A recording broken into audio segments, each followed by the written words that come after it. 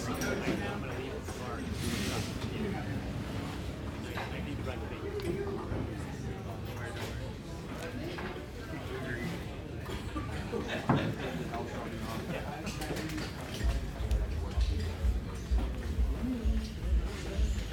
Open up your Bob Ross coloring books to page 7, please. Did you get your Bob Ross coloring books? No. I couldn't afford it. Alright, I guess I'll have to do the real meeting then. That would have been much more fun.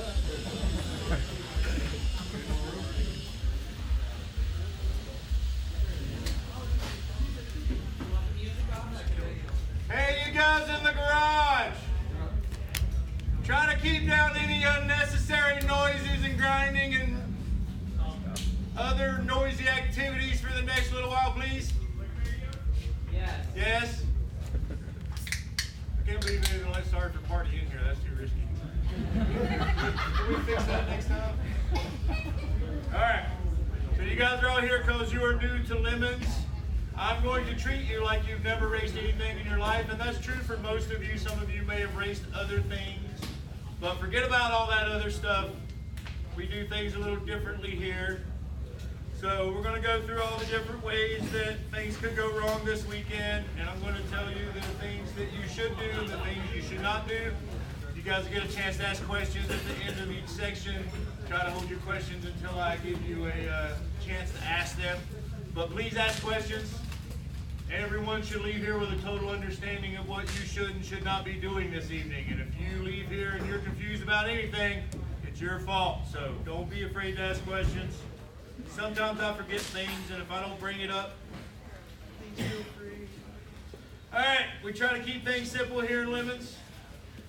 There's really just a few things that we want you to keep in mind. Number one, you are not allowed to die. It's very important that no one dies. Otherwise we get sued and we don't get to exist anymore. And then people with no racing experience don't get to get any because it costs a lot of money to go do a real racing thing, you know? Competition license, all that stuff. Here you just need a driver's license. That's why we have these rules. Some of you have never been on a racetrack before in your life. There's 100 and some cars here this weekend and not a lot of tracks, so there's going to be a lot of traffic out there. I'm going to try to give you some good tips so that you don't hurt yourself. But surprisingly enough, not a lot of people get hurt on the racetrack here in Lemons. People hurt themselves in the paddock. That is where you and your hoopty car and all your 10,000 pounds of crap is living right now. That's where you're going to be working on your car and doing all those things. So it's very important that you take your time out there and do things right. Use your jack stands. You jack a car off the ground, you immediately put a jack stand under it. If we catch you working on a car without jack stands, we're going to park you for a couple hours and let you think about it. Take your time, do it right. Mind where you store your fuel. Some of you guys have dozens, maybe 100 gallons of fuel out there right now that you think you're going to run through the race car this weekend. Keep that somewhere separate, away from the hot race car where you're banging and grinding and welding and doing things like that. Keep it covered if you can, but definitely keep it away from the race car. If you guys have any big spills when you're working on the car, any type of fluids, come see us immediately. For the rest of the weekend, this will be the penalty box. The judges will be here. We will help you with anything you need. It's very important we get the right people out there and get things cleaned up so that we get to come back and race at tracks like this. So anytime you have any big spills, come let us know. It's very important that you guys hydrate a lot this weekend. Drink lots of water. Even though the weather is going to be a little cool, you are going to sweat possibly more than you ever have in your life when you strap into your fireproof blanket and go out there and run through race traffic. You are going to be nervous. You are going to lose lots of fluids. It's very important that you put those back. First couple of signs of dehydration are loss of motor skills and poor decision making. Two things you do not need to be experiencing out on the racetrack. You're going to have enough problems without any of that. So drink lots of water this weekend. Eat salty snacks in the evening. You also lose a lot of salt when you're sweating. So try to put those back. Keep your paddock area neat and tidy. It's a good idea to put somebody in charge of that. A mother to look over your paddock area. Some of you may have brought your domesticated dogs and or your feral children here this weekend. It is very important that you keep both of those on short leashes. If your dog bites somebody, you and your whole team and your dog are all going home. So keep them on a short leash. If your children get you in trouble, and here's how they're going to do it, you're not going to be paying attention. They're going to be running amok in their paddock on their bicycles and things, and they're going to be causing danger, and we're going to track them back to you. Then we're going to flag your car from the racetrack, and we're going to talk to your driver. He's going to be very confused about why he is no longer dominating because of your feral children. So keep short leashes on your feral children and your dogs. Any questions on any of that stuff? Pretty common sense, right? Take your time out there, do it right. Nothing's worth getting hurt, especially in the paddock. The next way you're likely to hurt yourself is dumping fuel in a hot race car. You are going to be fueling the race car, maybe, if it runs long enough, multiple times over the weekend. You need at least 2 people to do a fuel stop. Those people must be fully suited, all fireproof stuff, just like you're racing. They do not need their necks restrained unless they're going in the car. You must have at least 2 people. You need a fire extinguisher. You may use one from the car, but it's a good idea to have a separate one that you just use for your fuel stops. You need a catch pan of some kind to catch any fuel that you might spill during your stop. If you have one of those big, flat, thin pans, that is not a catch pan. That is a worthless piece of shit. Throw that away and go get a catch pan that actually has a lip that can actually catch fluids, because that thing cannot catch fluids. I know you think it's great, it's not. Get rid of it. So you're 2 people, fully suited, all fireproof stuff, helmet on, face shield down. One guy is the fueler. He will dump jugs into the car. The other guy is the fireman. The fireman has the most important job of all. It is to do nothing. The fireman is to have a pin out of the extinguisher, and he is to stare at the fueler about 6 feet away. You don't want to be real close. You're going to find out why in a second. So you're going to just stare at the fueler and hope he doesn't burst into flames. That's why you're 6 feet away, so you're not in the flames with him and you can do your job. So you stand there about 6 feet away and you stare at the fueler, and he's dumping jugs and he's sweating, he can't see. And then he's done and he puts the cap on the car. Now your job is over. But before the cap goes back on the car, you do nothing but stare at him and hope he doesn't burst into flames. If he does burst into flames, you spray him out. Your little crappy Walmart extinguisher is going to last about 3 seconds. There's going to be a big cloud, and then run away. That's all you can do. We'll take care of the rest. If he doesn't burst into flames, then he puts the cap on and now your job's done. You put the extinguisher down and go on with your life. During that time when you're staring at him, you do nothing else. You're not handing someone a funnel. You're not kicking jugs around on the foot. You're not talking to somebody about how good the car's handling or probably how bad it is handling. You're staring at the fueler. That's all you do. Okay? If you need more people to be involved with your fuel stop, someone to hold a funnel or to move jugs around, then you can have as many people as you want, as long as they are all fully suited. So when you come in for your fuel stop, the first thing you do is get the driver out of the car and turn the kill switch off. Nothing happens until the driver's out of the car and the kill switch is off. Once that has been accomplished, you may now begin the fueling process. You are fueling the car from the time you take the cap off until you put the cap back on. During that time, no one touches the car in any way except the fueler. And all he does is dump jugs in it. No one else is touching the car. No one is within 10 feet of the car. No one is adjusting cameras or checking tire pressures or opening the hood to check the fluids. When the cap is off the car, nothing happens except gas goes in the car.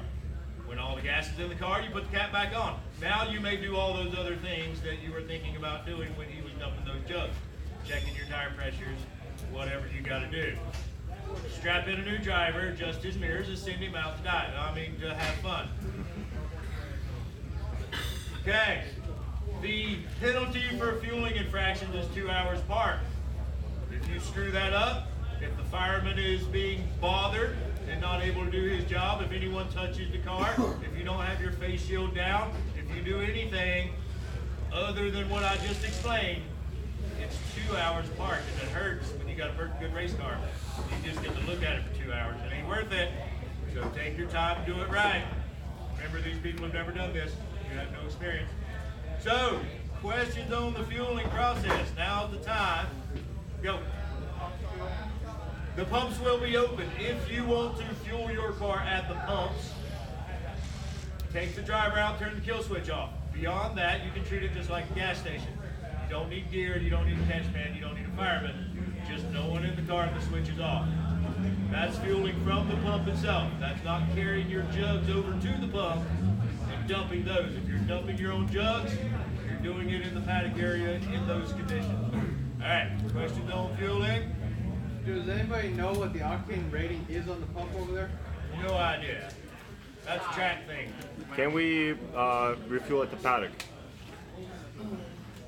Yes, it will always be refueled in the paddock. Sorry, can you repeat that?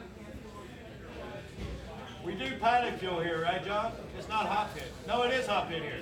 Yes, it is hot pit. So what Steve said about checking tire pressures in the hot pit? Yes, yes, I'm about to redo that a little bit. So we are fueling on the hot pit.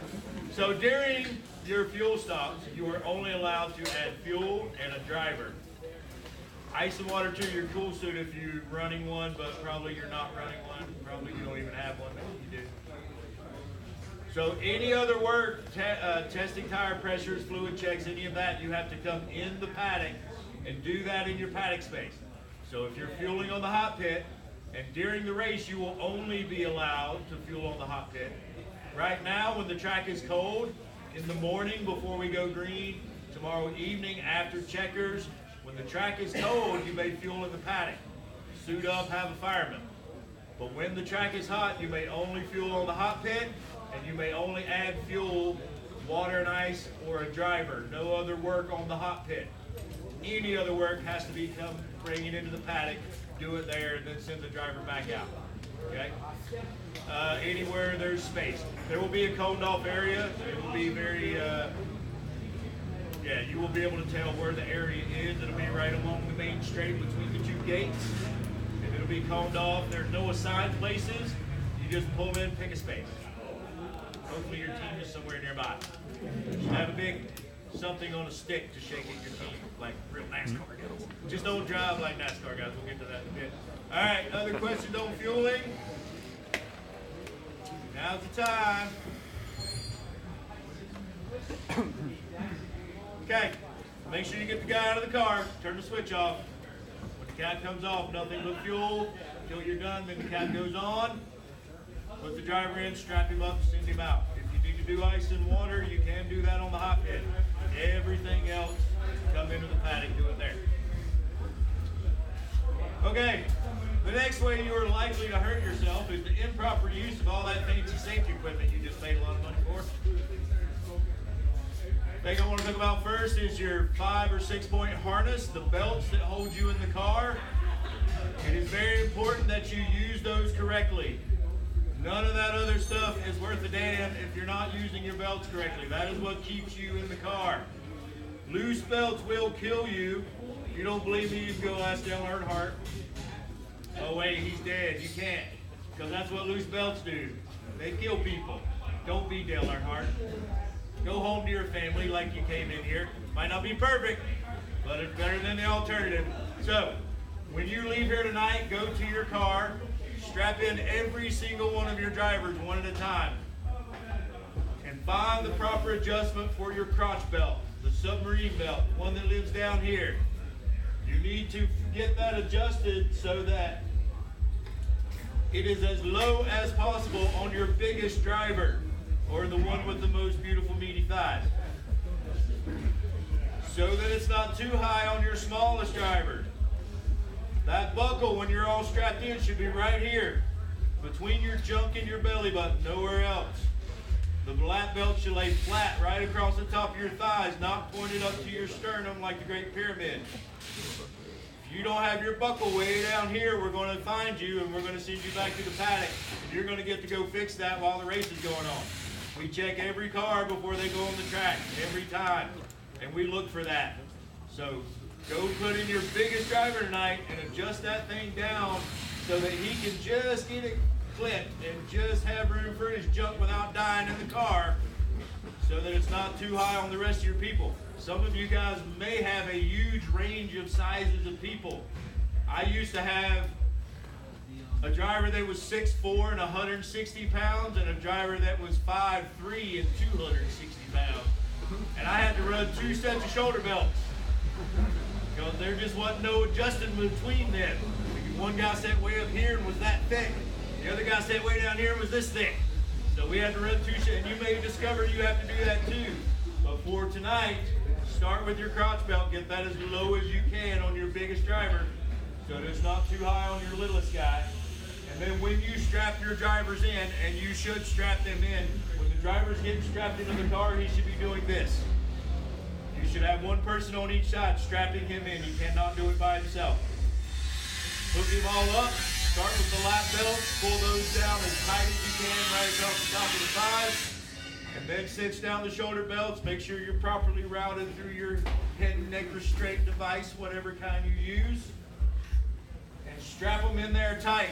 Belts do not work if they are not tight. And when I say tight, I don't mean tight like a lap belt in your Buick. I mean tight like you can't breathe because the belts are too tight. Strap them in and strap them in tight. They're going to have much bigger things to worry about in about 2 minutes when they get to turn 4. So strap them in there tight. Don't listen to their whining. If you love them, strap them in tight. If you don't like them, do it. So go tonight. As soon as you leave here, adjust your seat belt, get those in there. Strap your drivers in tight. And when you guys get out on the track, you are going to have to keep those tight. You will loosen up. I've turned stints in about 90 Lemons races, and every harness I've ever been strapped to will loosen up after sometimes 2 laps, sometimes 20 laps, but they will all loosen up. So you got to get in the habit every so often, reaching up and grabbing those lap belts and cinching them down. If you start sliding around in the seat, your belts are too loose. If you're sliding in the seat, you run off the track. It is not hard to flip a race car. Even at 30 miles an hour, you can dig in and flip a race car. If you slide out of those belts, crack your neck on the roll bar, now your family gets to feed you through a tube the rest of your life. Sound fun? Keep your belts tight, children. Very important. Make sure you get all your stuff hooked up, your Hans devices, make sure you get those hooked up. Every time you go out to the track, someone should be in charge of checking the driver just before he goes out. Make sure the buckle is low, the belts are all tight. Put both your hands on his things, give it a little jerk. Make sure his helmet strap is all hooked up. Take your time, do all that stuff right. It's your life that depends on it. We do check you every time you go to the track, but sometimes we miss things. We are human, so ultimately, you got to do a little bit of policing for yourself. It's a good idea to have the person who cares the most for your collective group should always check you guys out before you head to the track. It's a good idea. Questions on that? The harness, crotch belt, adjustments, Hans, any of that? Okay, well that brings us to our next principle we would like you to observe. You are not allowed to kill anyone else. Just as important that you don't kill anyone else as it is that you don't hurt yourself. Now there's luckily not many ways you can really hurt anything here except for your own pride. But there are certain situations where you can put someone's life in danger just from your selfishness and your inability to do the right thing. You are going to be faced with many choices when you get on the racetrack, all the time. And you must always make the right choice. The right choice is always looking at the flag stand. The most important thing, the only thing you should leave here in this meeting burned into your brain is to look at the flag stands. You guys know what flag stands are, right? They're little boxes around the track. In them live creatures known as flaggers, and they wave these things at you all the time. They're all different colors. They mean different things. We're about to go through all of those different colors in those meetings. But no matter what it is, you have to see it. They could wave every flag in the universe, and if you're not looking at it, it's not going to do you any good. So here's the really worst situation you can find yourself in here this weekend. You're too busy trying to pass some fool that you got no business trying to pass, and you blow by a flag stand that's waving a yellow. Right on the other side of that turn, someone has wrecked, crashed out, is in a bad situation, and we have safety crews on the ground trying to help that person. They're standing in the middle of the racetrack when you come barreling around that turn at full race speed. And unfortunately, there's not enough room for you to slow down safely, which you should have done when you saw that yellow flag on the other side of the turn. So you lock up your tires and you go sliding into that situation out of control, and you pin some safety worker up against the side of a stricken race car. Does that sound like a good time? No.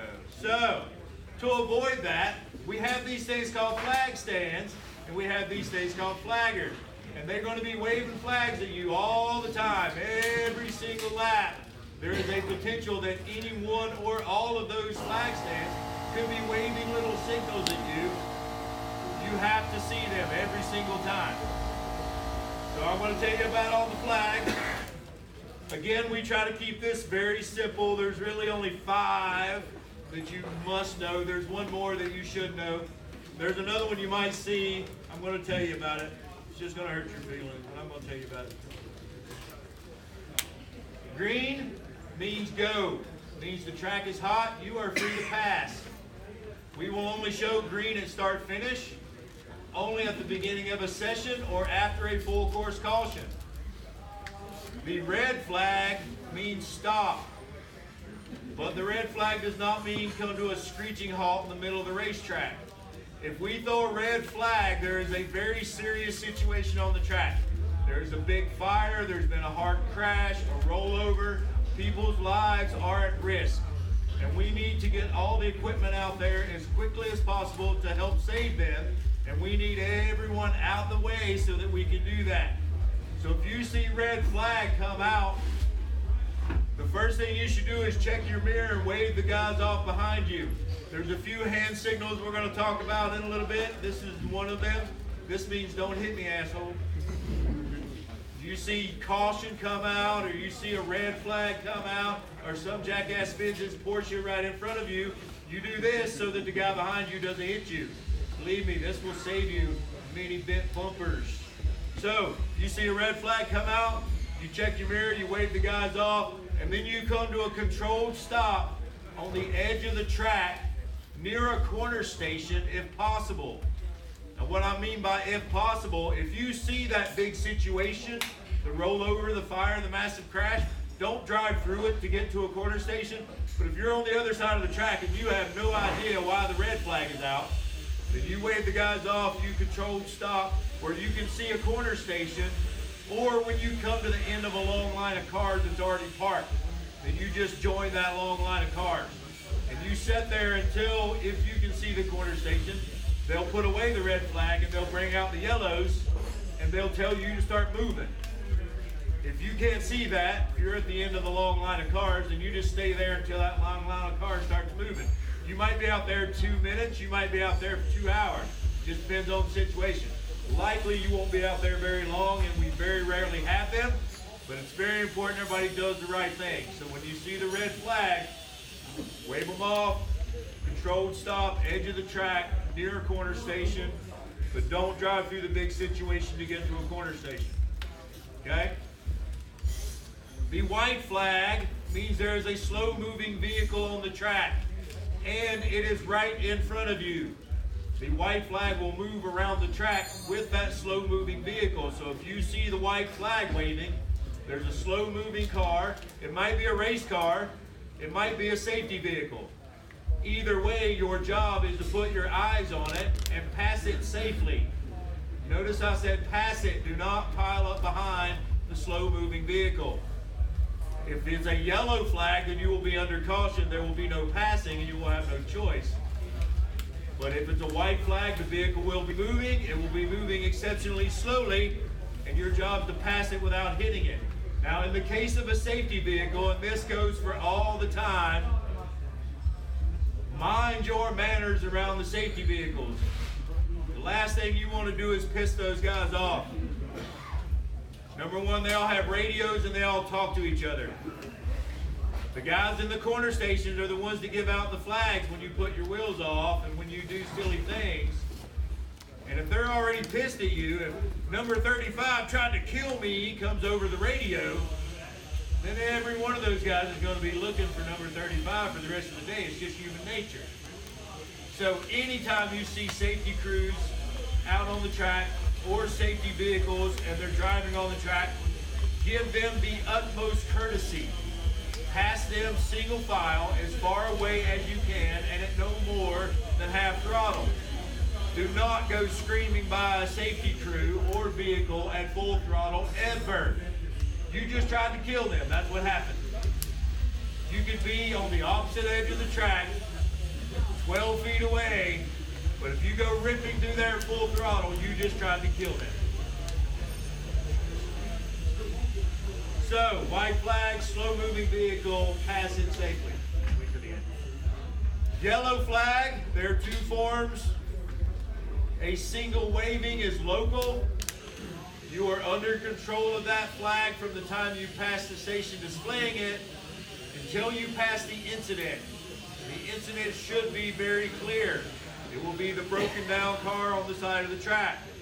Once you are well past the incident, then you may go back to racing.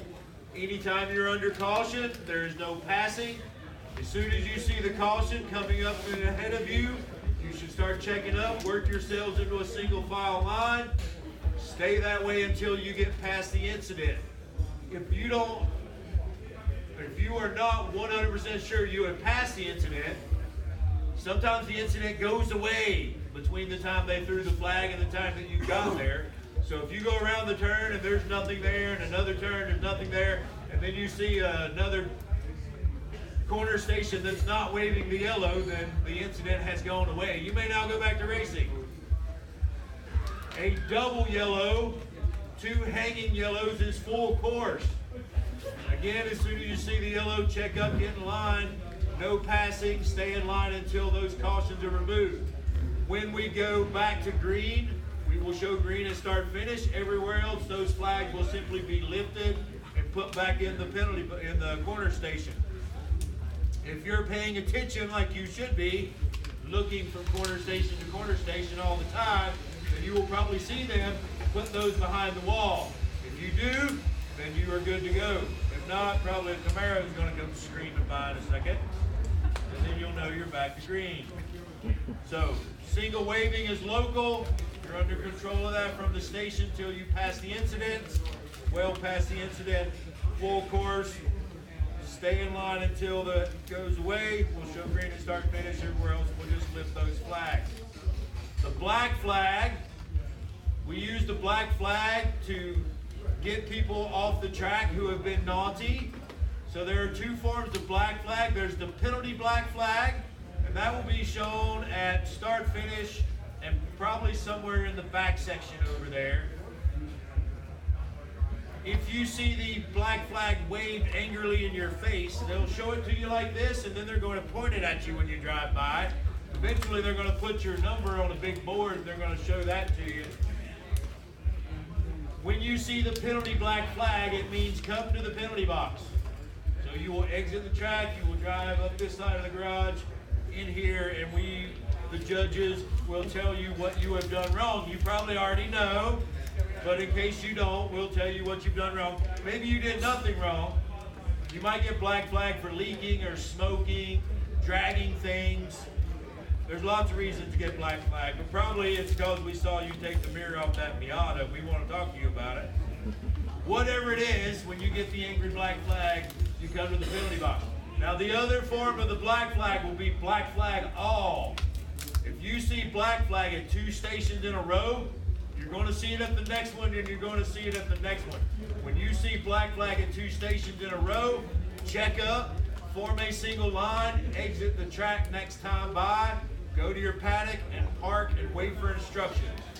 We only black flag all if we have broken the racetrack, or if there's lightning in the area and we have to clear the corner workers out of the stations, things like that. Very unlikely we will have a black flag all this weekend, but it is possible. So black flag at more than 2 stations, or even more than one, wear a black flag all, exit the track, go to your paddock. So those are the ones that you absolutely must know. This one's a really good idea. It's a red and yellow striped flag. It means surface, means something is on the track. And that could be anything from mud and gravel to the bumper of a minivan. You have no idea what it is. So if you see the surface flag, the red and yellow striped flag, check up and see what it is on the track and don't hit it. That may lay there for a while. It may even lay there the rest of the day. So if it's something that your other drivers need to know about later, make sure you pass that information on when you get out of the car. Now there's one more flag that you may see. I'm going to tell you about it just so you're not confused. We tell the corner workers not to use it, but they're hard-headed and they think we're all NASCAR drivers. It's a blue flag with a white stripe. If you're familiar with NASCAR, it actually means the leaders are coming through. Move out of the way. Here they try to use it to keep the slow cars under control. I don't know what the hell they're doing with it. We tell them not to use it, so if you see that blue and white flag, that's not for you. You just keep doing what you're doing. Just be consistent. If we think you're too slow, then we will flag you with a black flag and we will talk about it. But if they pull that blue and white shit out of you, they throw it at me. I'm like, do you really think it can go any faster? So don't worry about the blue and white flag. That's not for you. All right, questions on flags. Now's the time. Go.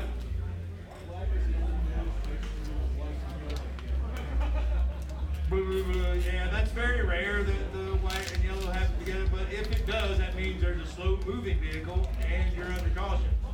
So check up, get in line, obey the caution, and look for the slow vehicle. If you see both at one time, you are under caution. And there's a slow-moving vehicle. It may not be related to the caution. Right? Okay. Questions on flagging? Do they do white flags to indicate emergency vehicles on track? If it's moving, yes. That'll be a slow-moving vehicle, emergency vehicle, safety vehicle. If it's stopped, it will be covered by yellow. So you'll be under caution. Questions on flagging? Now it's time. We're all clear? At the end of the time for the day, is it black flag full course? Or you No, we throw checkers, but you're not going to see them. Most of you won't. You'll be lucky. You make checkers tomorrow. You did a damn good job, rookies. All right, no more questions on flagging. Moving on. Okay. So, other ways you are likely to hurt others is disobeying the speed limits. Yes, there are speed limits. The speed limits out on the track is the amount of your ability to keep the car on the track and not get in trouble. But everywhere else, there are speed limits. On the hot pit, it is 40 miles an hour. That's probably second gear for most of you guys. Do not come ripping down the hot pit like it is NASCAR. We will bust your balls. Don't do it. 40 miles an hour. Once you come into the paddock, as soon as you go through that gate right there, it is 10 miles an hour. Do you have any comprehension of 10 miles an hour you've never done in your life, have you? More than fractions of a second have you ever driven at 10 miles an hour? So I'm going to try to enlighten you a little bit on what 10 miles an hour is. It's half of a school zone speed. You know how painful it is to drive through a school zone? You're like, I would run over children right now. I used to be able to speed up 3 miles an hour. It's half that speed. It's a fast walk. You ever see those speed walkers? Those speed walkers are doing like 17 miles an hour. I shit you not, they are. It is a brisk walk. It is first gear, lugging the clutch, dragging the brake, wishing you were dead, kind of slow. Here's the thing, it's a proven fact that driving at 10 miles an hour is physically painful to anyone who's ever been strapped into a race car. You get this dull little leg right below your heart. It hurts. If at any point you were driving through the paddock this weekend, you are not in physical pain from the sheer slowness of your progression through the paddock area, and you are driving too fast, and we are going to get you. We are going to pull you out of the car. We're going to give the car back to your team and let them go continue to have fun, because they're not you. you are going to get to go stand at track out with a big speed limit sign. You're going to shake it at every car that comes off the track for the next 30 minutes, just to remind all those guys not to beat you. Don't do it. We take speeding in the paddock very, very seriously. You are going to be very tempted to drive really slowly by the garage, and then you're going to want to go hauling ass out there. We have radar guns. We have people everywhere. We're going to catch you, and when you do, you're going to the sign. You're going to be him. You're going to be the guy shaking the sign and everybody else, and they're going to know what you did. 10 miles an hour. I mean it. All right, moving on. The third principle we would like you to obtain, and this is the last one, see, there's only 3. Don't die, don't kill nobody, and don't be a dick. Believe it or not, there's lots of ways to be a dick. You can be a dick to yourself. That's what I struggle with. You can be a dick to your teammates. Most of you probably struggle with that one. It's hard to find good teammates. I'm not blaming your teammates. Probably you. You can also be a dick to the other competitors on the track. We're going to talk about that one first. Look around. Look. It's a bunch of idiots just like you. It's not nameless, faceless douchebags out on I-95. It's a bunch of guys with a shitty car who want to be a race car driver. That's all they want to do. That's all any of us want to do. That's why we're here. So nobody owns anything here. Respect all of your competitors all the time. The faster cars do not have the right of way. The faster cars have a responsibility to pass safely. That is all they have. The slower cars have a responsibility to watch your mirrors and stay the hell out of the way. Here's the worst thing you can do. Try to keep a faster car behind you. Do not do it for any amount of time whatsoever. If someone's on your bumper, there's 2 reasons for that. We are under caution. They're fucking faster than you are. Move out of the way and point them by and let them go. Do not keep a faster car behind you. It's not going to end well for you, I promise you. Point them by and let them go. Work together out there. Be patient. 9 out of the 10 passes you make out there are going to be nothing if you make any at all. And if you're just getting passed all the time, then they definitely don't mean nothing. Don't worry about that. Nothing is worth fighting for. You cannot win anything in a single turn or with a single pass or in a single lap or even a single stint. This is not a sprint race. This is not the USAC Midget 20-lap dash. This is 14 and a half hours of endurance racing. It's 5 times longer than the Daytona 500. They're a bunch of sissies. They're custom-made race cars. You can race a Dodson for 15 hours. I'll give you a fucking trophy. So you have to be patient. It is a long race. Don't get yourself in trouble. Don't break your car. Don't wreck. Don't go to the penalty box. You can't do any of those things. If you do, your teammates are going to know it. You're going to be embarrassed. It's going to be you. Be patient out there. Work together. Hand signals are very important. There's really only 3 you need to know. We talked about don't hit me, asshole. That's a very important one. The other one you need to know is the point by. Remember about the faster cars. Don't keep them behind you. Point them by. Pass me over there, please. Pass me over there. Point by. Go around. Leave me alone. I'm doing my own thing. Do your own thing. The other one you need to know when you guys are exiting the track, you need to get your fist out the window. As soon as you come down off the hill, get lined up on the inside, go slow, keep your fist out the window. Everyone will go around you and they'll know what you're doing. Don't wait till the last second and go jumping across the track to try to get to the exit. Get lined up as soon as you come off the hill, go through the S's, and then hit the hot pit. So those are very important. They are not required, but they are highly recommended, especially this one and this one. Use them. Work together out there. Have a little respect. Be patient. No pass. You don't need to pass that guy right now. You never need to pass him, really. Just leave him alone. All right, so don't be a dick to your other competitors. Don't be a dick to your teammates. It's very important that your teammates are prepared when you send them out on track. This is a team sport. When your teammates get in trouble, you're going to also pay the price. They're not going to be dressed up like the village people by themselves. It's going to be all of you. So make sure that they know how to get on and off the track. Make sure that they know what they're doing, how long they're staying out. Make sure everybody has all their proper stuff. Everybody get your yellow wristbands today. It says driver on it. No, it says driver. It doesn't say spinner, outer, crasher, or nothing like that. Driver. Everybody get your gear tech. You got your helmet stickers. Everybody got your OK Tech sticker for your windshield. Everybody get those. Make sure you got all that stuff. If you didn't get any of that stuff, come see HQ in the morning. Your transponders. Did you get your transponders? Are they properly mounted to the car? Another thing that is very important. Always adjust your mirrors for your drivers before you send them out to the track. About every hour we get a driver in the penalty box that says, oh, it's my second lap, the guys didn't adjust my mirror and I couldn't see and I drove into somebody. Happens all day, every day. Please adjust your mirrors for your drivers before you send them out. Another thing, don't put pressure on your drivers. You're probably all going to suck at this to various levels. We don't have any Andretti's or Unsers or anything like that here, do we? So prepare to suck. And your teammates might also suck. And the worst thing you can do if they're a little bit slower than you is to try to pressure them into going faster, because they're just going to either break the car or they're going to spin out. They're going to get in trouble. So don't put pressure on your teammates. Don't worry about who got the fastest lap for the weekend. Worry about who didn't come to the penalty box and who didn't break the car. You'll be a lot better off. So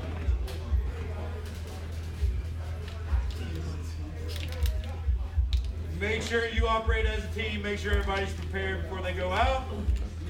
Now, the most important one of all, don't be a dick to yourself, people. Go out there with low expectations. Don't expect you're going to set the world on fire. There's going to be people passing you in things that you didn't even know existed, much less belong on a racetrack. Don't let that get to you. You don't have to pass nobody this weekend. You really don't. You really don't. The most important thing you can do is take the car out for a nice short stint, 30, 45 minutes, no more than that. Turn good solid laps. Check your gauges. We're going to talk about all that stuff. And bring the car back in one piece. Not through the penalty box and not on the record. I'm going to tell you how to do that. It's pretty simple. Keep your first stint short. Go out there with low expectations.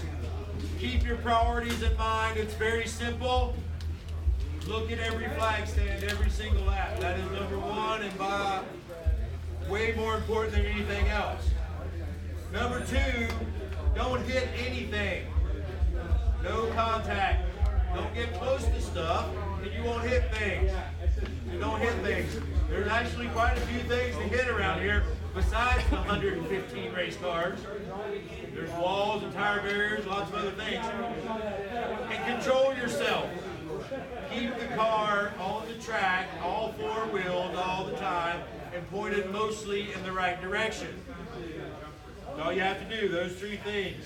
See the flag stands, don't hit nothing, and keep the car on the track.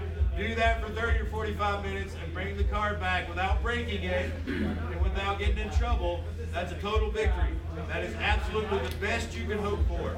So don't hope for more than that. Don't worry about passing fools. There'll be time for that later. Here's how you do it.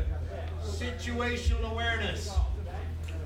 There are lots of things that you must do on the racetrack all the time. You must look down the track. You must check your mirrors. You must check your gauges. You guys have gauges? You have to keep your belts tight. You have to keep track of the traffic around you. You have to look at the flag stands and interpret the messages coming from the flaggers. You don't have to pass people. You don't have to set fast lap. You don't have to do anything but go out and turn laps and bring the car back in one piece. You have to do all those other things I talked about. If you don't look at the gauges, you're going to break the car. If you don't look at the flag stands, you are going to get in trouble. if you don't look far down the track and keep track of the traffic around you and check your mirrors, you're going to get involved in things that you shouldn't have got involved in. You have to do all of those things. You don't have to go fast. You don't have to pass people.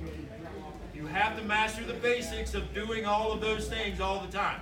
When you have mastered looking at the mirrors and checking the gauges and keeping your belts tight, looking down the track and tracking the traffic around you, and you can do all of these things consistently, then you can go faster.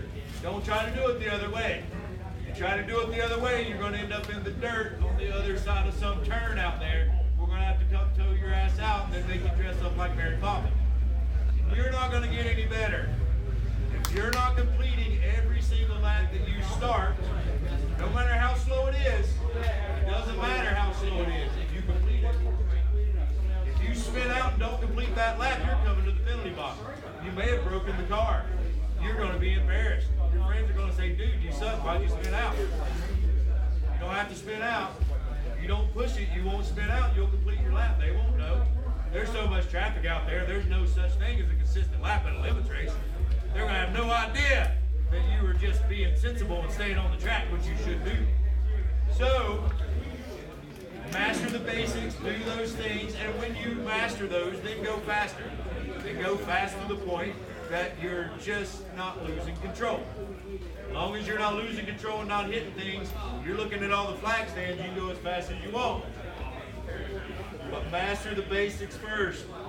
Be patient, take your time getting up to speed, your first few laps. Especially be very patient getting up to speed, filling out the car, filling out the track. Here's the thing, when you guys first go out on the track, if you've never done this before, it's going to be a lot of overload. You are going to be amazed at the amount of shit going on. If you're not being very, very careful, you're going to have traffic flying by you on both sides, 3 wide, all the way around the track. If it's a little too much for you, don't freak out. Pick an edge of the track. Either one you like, whichever one. If you want the one on the right, you take the right one. If you want the one on the left, you take the left one. You get right on the edge of the track, like this far. Right? Don't do this. Every Miata driver in the world thinks Miata's that wide. He's going to stick his nose in there. You get right on the edge of the track, like this far away, and you just stay there. And you turn laps. And if you do that for your whole fucking stint, you don't hit nothing and you make it in without spinning out, you totally win. You don't have to, there's no such thing as a line here. There's nothing to be gained by jumping out there into that maelstrom, except getting in trouble. So if you just need to get to the edge, and as long as you stay on that edge and you're consistent, everyone here will work their way around you. It's like you won't even be there. You'll have your own little race going on all the time. Or you may run into some other people on your edge too. Sometimes you might have to change edges for a little while. Just be prepared for that. But it's perfectly fine. Pick your edge, stay there until you're comfortable. When you get comfortable, checking your gauges and checking your mirrors and looking down the track and keeping your belt tight and doing all the things, then you can slowly mold your way out into traffic and feel that out for a little while. You're probably going to go back to your edge, but so be patient. Any stint that ends not through the penalty box and not on the rollback is a total victory. That's all you have to do. You don't have to be a hero, so don't be a hero. Questions on that? Benedict? Anyone? Clarifications? Anyone you want me to talk to in particular? One of your teammates that might show tendencies? I'm just here to help. All right. So here's what's going to happen when you go out there tomorrow and forget everything that I just told you. When you get in trouble for spinning out, for not looking at the flag stand, for overdriving your car. Overdriving your car, here's the thing. Most of you didn't bring a car here that's really capable of hurting you too bad coming out of the turn. Some of you did, but most of you did. Every single one of you brought a car here that can hurt you going into the turn. Do not overdrive the braking zones. You will spin out and end up in the dirt on the other side of that turn. You are not going to make it. When you strap yourself in a race car, you will soon discover you have two distinct voices inside your body. One comes from up here, and it makes rational statements like, brakes, slow down, stop, And then you're going to have this other more gravelly voice that comes from down in here to go faster, faster, faster. You're going to have to learn the balance between this guy and that guy, and you're going to have to lift just before he says so. You can push it a little bit, but don't push it too far. If that guy's getting his way all the time, you're going to end up in the dirt on the other side of that turn. You're not going to make it. You're not going to get to finish your stint. You're not going to gain any experience or skill. You're not going to get any better. And your teammates are going to get to finish your laps for you. And that's if you don't have to dress up like her. It's never worth it. Lift a second early, 1 second early, and you will make it through every turn out there. If you fail to stay on the track and do the right things and look at the flag stands and not hit things, not spin out, any tires off track, that's a penalty. 1 tire, 2, 3, 4, I've done them all. I've done all the tires off. Any of them is a penalty. If you hit anything, it's a penalty. If you even lose control, spin out, go sideways. If you get more than sideways, they're going to flag it. No drifting. Got any drifters here? Tire wasters, what I call them? Drifting is not allowed. If you're drifting, you're going to get in trouble. You get flagged, you get the angry penalty, black flag in your face, means you come to the penalty box. The first time we're very nice. We simply want to know what you did. We're going to give you some good advice on how not to do it again. We're going to send you back out to try again. Second time you come to the penalty box, it's going to cost you 15, 20 minutes. Third time you're going to be parked for an hour. Fourth time you're done for the day. That means if just one of your drivers screws up just a little bit every time, you're not even going to finish the day. Because every time they screw up, we're going to pull the driver out, put a new one in, let him try, and he's going to screw up, and you might not even get through your drivers before you're parked. Nothing is worth it. Do not come to the penalty box. Make all the right decisions. Yes, I should lift and let them have the turn. No, I should not make it 3 wide right now. Stay on the track and finish your laps. Because the alternative is coming in here. Staying out there and turning laps is the difference of lifting half a second early. It really is. Lift a second early, back out and let those guys have the turn. Don't stick your nose in there if there's not room. Do the right things, because those seconds and fractions of seconds that you refuse to leave on the racetrack, if you bring them to us, we're going to turn those into minutes and then hours, like really, really quickly. Nothing's worse than being parked with a good race car. I've been on the other end. I've done all the penalties. I've been parked. That's why they put me in charge, because I do all the repercussions. I finally figured out, see, I wish somebody told me all this shit when I started. Because we had to learn the hard way. Y'all didn't have me back in the day. Anyway. Do the right things. Leave it out on the racetrack. Don't bring it to the penalty box. Nothing is worth it. It's seconds that you can leave out there, or it's hours that you'll leave in here with a perfect good race car. It's not worth it. Stay on the track. Finish your laps. Bring the car back not broken. Best you can hope to do. And that's how you win these things. Go talk to the guys that win them. They'll say, how do you do it? We don't go to the penalty box. And then if the car doesn't break, we win. How it happens. Step 1 is staying out of the penalty box. You can't do it, so don't do it. All right, questions on anything we covered? I will remind you guys, I'm sure Jay will bring this up in the morning meeting, but maybe he won't, so I'm going to tell you. When you guys go out onto this racetrack, hug that inside tire wall all the way to the back stretch. When you go down the hot pit, you're going to come out, and it looks like you can just shoot straight through and go into traffic. Don't do that. Stay hard against the wall all the way around the turn to the back stretch. I'm sure Jay will mention that before, just in case. I don't want you guys getting in trouble for that, okay? Questions on anything we covered? Now's the time. Anything at all, feel free. We good?